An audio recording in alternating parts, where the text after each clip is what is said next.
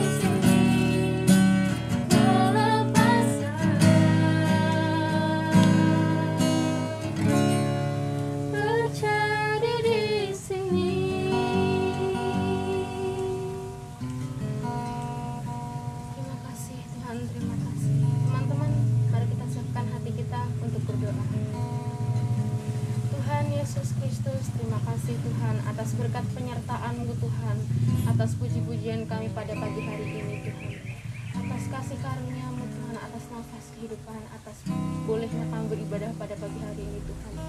Tuhan, tiba saatnya kami akan mendengarkan sebagian dari firman-Mu Tuhan. Siapkan hati kami Tuhan, agar firman yang disampaikan oleh hamba-Mu Tuhan dapat menjadi rema dalam kehidupan kami, dan dapat kami menjadikan teladan Tuhan dalam kehidupan kami. Berkatilah Tante Suryani yang akan menyampaikan sebagian dari firman-Mu Tuhan. Sekarang tiba saatnya kami akan mendengarkan firman Tuhan. Dalam nama Tuhan Yesus kami sudah berdoa dan mengucap syukur. Amin. Selamat bertemu kembali teman-teman. Hari ini kita ibadah kembali dengan teman-teman teens yang ada di rumah masing-masing.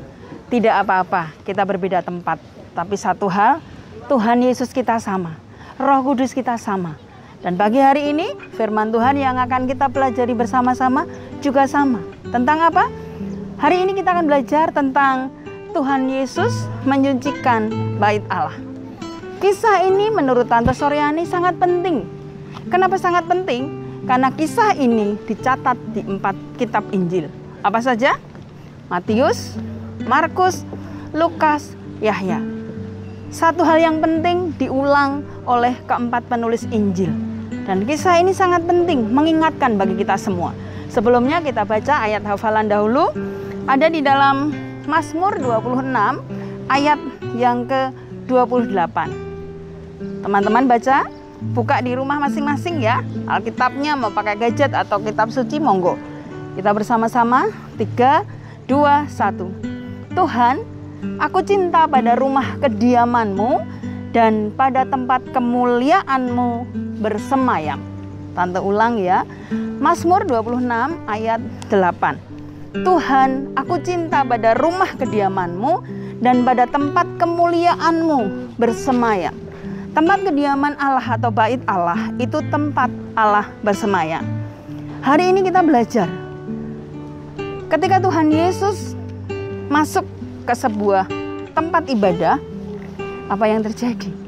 Tapi sebelumnya Tante mau tanya, teman-teman kalau beribadah sebelum pandemi, jauh sebelum pandemi, 1,5 tahun yang lalu ketika pandemi belum melanda bumi ini, teman-teman kalau datang ke ibadah, apa yang dilakukan? Berdoa, betul. Memuji Tuhan, betul sekali, dan mendengarkan firman Tuhan. Itu tiga serangkai ketika kita beribadah. Suatu hari Tuhan Yesus juga pergi ke rumah ibadah. Tuhan Yesus juga memberi contoh loh, supaya rajin beribadah. Tetapi apa yang terjadi? Ketika baru sampai halaman, wow, ramai sekali. Ramai dengan apa? Pasar kaget. Teman-teman, dulu sebelum pandemi juga ada namanya Sunmor, Pasan Sunmor di dekat UGM. Kalau pagi ramai sekali, nggak pernah sepi. Pagi itu di halaman bait Allah ketika Tuhan Yesus baru masuk, sudah ramai. Bukan ramai orang yang berpakaian rapi mau ke gereja, bukan ramai keluarga-keluarga yang mau beribadah, tetapi ramai dengan pasar kaget. Apa yang dijual di sana? Ada lembu, ada merpati, ada burung tekukur, ada kambing, ada domba. Juga ada bank kecil. Ada meja tempat penukaran uang, money changer juga ada. Kenapa mereka berjualan di depan bait Allah? Mereka mengambil satu kesempatan. Mereka mengambil satu peluang bahwa saat itu tradisi orang Israel masih memakai hukum kitab Taurat. Kalau mereka beribadah, apalagi waktu itu mau ibadah Paskah, ada perayaan besar, mereka harus membawa korban bakaran, korban persembahan syukur, korban pengampunan dosa, dan biasanya mereka membawa binatang-binatang. Tetapi mungkin karena rumahnya mereka jauh sekali dari tempat rumah ibadah, mereka nggak mau repot nenteng-nenteng. Akhirnya mereka sudah kebiasaan membeli di pasar yang terdekat. Tetapi ternyata peluang ini diambil oleh orang-orang tertentu. Daripada mereka ke pasar, mereka jemput bola. Bakul-bakulnya mendekati rumah Allah sampai akhirnya jejer-jejer di depan rumah ibadah. Dan akhirnya di depan rumah ibadah itu, di depan bait Allah, suasananya seperti ramai, seperti pasar. Tetapi ada satu ayat yang mengusik Tante Suryani. Kenapa Tuhan Yesus sampai mengatakan, ada di dalam Matius 21 ayat 13. Untuk bahannya Anak-anak, teman-teman bisa lihat nanti ya di teks yang akan ditulis. Di dalam Matius 21 ayat 13, di situ dikatakan seperti apa? Teman-teman mempersiapkan diri. Matius 21 ayat yang ke-13. Tante Suryani bacakan, teman-teman menyimaknya. Ada tertulis, kata Tuhan Yesus ini, rumahku akan disebut rumah doa. Rumahku akan disebut rumah doa, tetapi kamu menjadikannya sarang penyamun. Loh, mereka kan berdagang. Nggak salah kan kalau berjualan? Nggak salah. Mereka berdagang benar. Tetapi Tuhan Yesus mengatakan, mengapa rumahku kau jadikan sarang penyamun? Mengapa? Ternyata di balik usaha dagang mereka, di balik usaha mereka berjualan, ada beberapa tindakan yang mereka lakukan yang tidak sesuai firman Tuhan. Ada unsur pemerasan di situ. Loh, kok ada unsur pemerasan? Iya, karena hukum ekonomi berlaku. Suplainya dikit, penjualnya sedikit, demand-nya, permintaannya tinggi. Dan apa yang terjadi? Wow, mereka mengambil keuntungan sebanyak-banyaknya. Mereka menjual dengan harga tidak wajar. Supply sedikit, demand banyak. Itu hukum ekonomi. Mereka mengambil peluang itu mencari keuntungan sebanyak-banyaknya. Lah terus yang menukar uang juga disebut sarang penyamun. Iya, ternyata mereka mengambil satu keuntungan dengan nilai kurs yang berlaku saat itu tetapi nggak masuk akal. Kok bisa ya? Terus kenapa bapak-bapak kepala rumah ibadah itu diam saja? Nah, ini mungkin ada permainan, ada KKN, ada kolaborasi. Kalau kolaborasi itu baik ya. Mereka ada konspirasi tingkat tinggi. Sehingga mungkin mereka dapat fee. Mereka dapat dari penjualan itu mereka mendapat bagian. Sehingga mereka mendiamkan. Inilah sampai Tuhan mengatakan, mengapa rumahku yang harusnya menjadi rumah doa disalahgunakan menjadi sarang penyamun.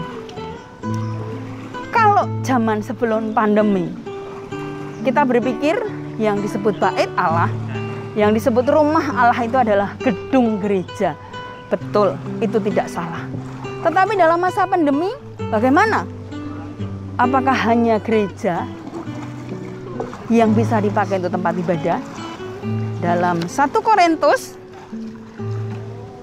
pasal 6 ayat 19, Anda bacakan. 1 Korintus pasal yang ke-6. 1 Korintus pasal 6 ayat yang ke-19, Tante bacakan untuk kita semua. Atau tidak tahukah kamu bahwa tubuhmu adalah bait Roh Kudus yang diam di dalam kamu, Roh Kudus yang kamu peroleh dari Allah, dan bahwa kamu bukan milik kamu sendiri? Tidak tahukah kamu bahwa rumahmu adalah bait Roh Allah? Kalau zaman sebelum pandemi, yang namanya rumah Allah, bait Allah itu gedung gereja. Tetapi ayat ini ditulis sudah ribuan tahun yang lalu. Tetapi saat ini, di masa pandemi ini, kita bisa mengaminkan dengan mantap, yes, tubuhku bait Roh Allah. Mau dimanapun ibadah itu diadakan. Saat ini kita diizinkan ibadah di rumah masing-masing, di kamar masing-masing. Ingat, tubuhku adalah bait Roh Kudus. Disitulah firman ini dinyatakan. Mungkin dulu kita nggak mikir rumah bait Roh Allah itu terus kayak apa ya. Tetapi Tuhan izinkan kita mendapat satu pelajaran yang real, yang nyata. Ketika pandemi datang, kita nggak bisa ibadah di gereja. Tetapi tubuh kita adalah bait Roh Kudus. Apa yang harus kita lakukan? Jaga bait Roh Kudus, yaitu tubuh kita. Dengan tetap ada pujian, ada penyembahan. Artinya apa? Dari mulut kita keluar kata-kata yang berisi pujian, penyembahan. Akhir-akhir ini, kalau Tante perhatikan, orang-orang yang main game online, yang satu di Bandung, satu di Jakarta, satu di Jogja, satu di mana, seringkali ada celutukan kata-kata yang kotor. Kayaknya hanya guyon, kayaknya itu hanya sambil lalu. Tetapi tolong, mulai hari ini jaga. Bait Roh Kudus itu no kata-kata kotor. Ada pujian, penyembahan. Tidak ada caci maki, tidak ada keluhan. Dua lagi. Kemudian di dalam bait Roh Kudus itu harus ada apa? Doa.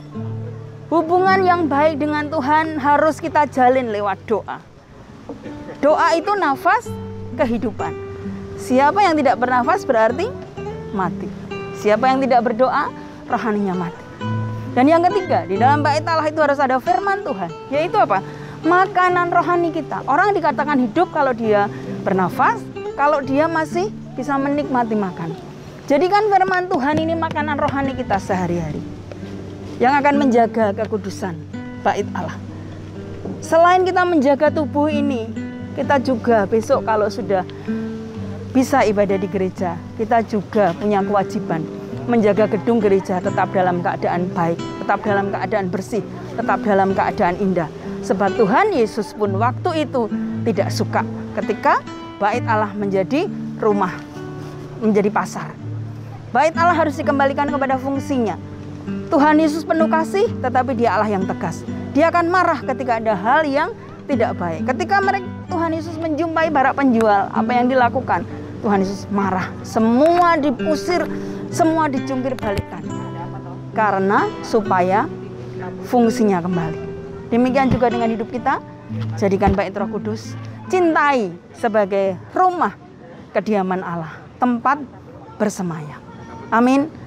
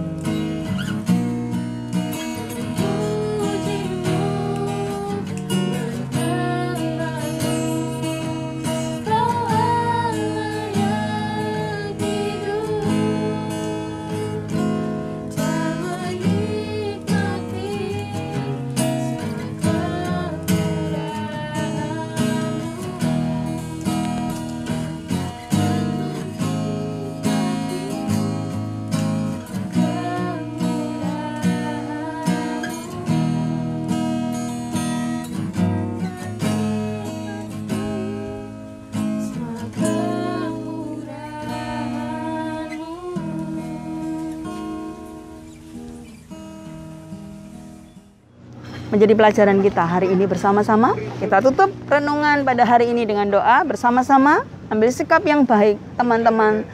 Kita akan berdoa. Tuhan Yesus, kami bersyukur memiliki Engkau Allah yang Maha Hadir. Ketika kami ada di rumah kami masing-masing, ketika kami ada di kamar kami masing-masing, dengan segala pergumulan kami, dengan segala masalah kami, dengan segala apapun yang kami alami, kami percaya bahwa diri kami adalah bait Roh Kudus. Engkau Roh Kudus yang bersemayam di dalam hati kami tidak mengizinkan kata-kata kotor. Kami tidak mengizinkan hal-hal yang tidak baik. Kami mau ada pujian penyembahan dari mulut kami. Kami mau ada doa setiap hari. Kami mau ada firman setiap hari menjadi makanan kami. Tuhan kuatkan kami, mampukan kami setiap anak-anak-Mu di masa-masa pandemi ini. Tuhan bersama dengan kami. Terima kasih Tuhan Yesus. Kami mengucap syukur untuk hari ini. Di dalam nama Tuhan Yesus Kristus, Allah yang penuh kasih. Setiap kita yang percaya berkata-katakan, amin.